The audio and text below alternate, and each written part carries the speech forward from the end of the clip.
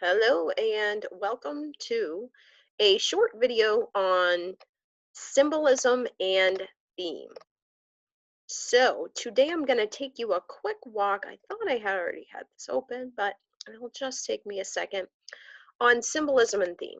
We have started to read Eagle Song, and as we get into the book more, into chapter 2 this week, we're going to talk about some literary features that we find in a literary text, which is a nonfiction text, and it's also a story. So let's talk about some super interesting literary features, which are symbolism and theme. So here we go. What is symbolism? So authors use familiar objects to represent something else. And these symbols, whether they are words, people, marks, location, abstract ideas, represent something beyond a literal meaning. And last year in third grade, you talked about figurative language, which is the exact opposite of what a literal meaning is. So you can't say that's exactly what it is because the idea means something much bigger. You are already familiar with symbolism, you just might not know it. Um, you see things and you're like, oh, I bet that really means something else, and we'll get into some ideas. Let's review some common symbols and we can talk about what idea they really represent. So here's the American flag.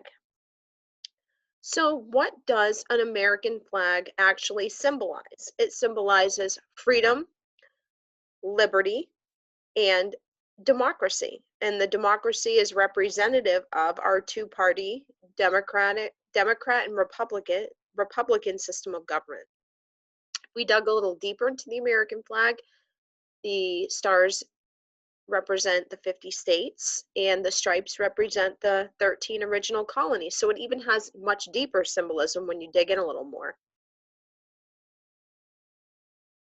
So here's something I want you to try. So here's the enchanted rose from Beauty and the Beast. And if you take a look at it, you can see the petals falling and it's protected by glass. So what would you say this is symbolic of? If you think of the entire movie Beauty and the Beast, what does the rose in the glass symbolize? It's your turn. I want you to think about it for a minute. So the rose itself is a symbol for life. It can also be a symbol for love. The rose being in the glass symbolizes that it is fragile. The rose symbolizes life. As the petals fall, it marks the passing of time. Do you agree with that? Think about the movie. As the petals start to fall and the flower dies, what's happening in the story? So it's inadvertently telling you something just by the rose changing throughout the story. So here's another symbol that you're familiar with, the Hiawatha Wampum Belt. We learned about this in the Six Nations of the Iroquois. So what does the Hiawatha Wampum Belt symbolize? So it symbolizes peace and unity. And it symbolizes the original 5 nations of the Iroquois. Each square symbolizes or represents a clan. The white pine in the center symbolizes bearing the hatchet. That's an idiom. And we talked about how all those clans buried all their hatchets, their bow and arrows, any of their weapons under that pine tree when they made the treaty, right? When they decided to unite. And it also symbolizes the story of the peacemaker and the man in the white canoe. Here is just the great white pine tree of the Haudenosaunee. So what does just the tree itself symbolize? I want you to think about it for a minute and think of a word or two that you could use to represent this image. Peace. Number one, it symbolizes peace. The 5 original clans uniting and putting their differences aside. It symbolizes strength and stability. and it's also a symbol of power.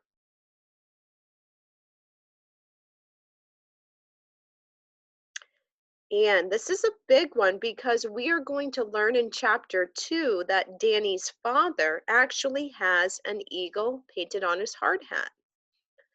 So let's talk about what the eagle symbolizes and why he might have an eagle painted on his hard hat. I'm going to give you a minute to think about it. Are you ready? It symbolizes strength, freedom, and power. Did you get any of those? And here we go. We're going to talk about theme. So we talked about theme a lot in third grade last year. We read you different stories, and I know everyone watched different videos about theme, but let's review what theme is. So an underlying message or big idea of a story. This message can tell more about human nature or just life in general. Many stories have more than one theme. Often there is no right, there's a typo, it should say RIGHT, or wrong theme, unless you are way off. But as long as you can explain or justify your thinking, it's usually correct. So here are the 8 major themes that we would see in a lot of the books we read. So we have acceptance. Let's, for a minute, let's go back. Let's think about our book, Eagle Song, and what's going on.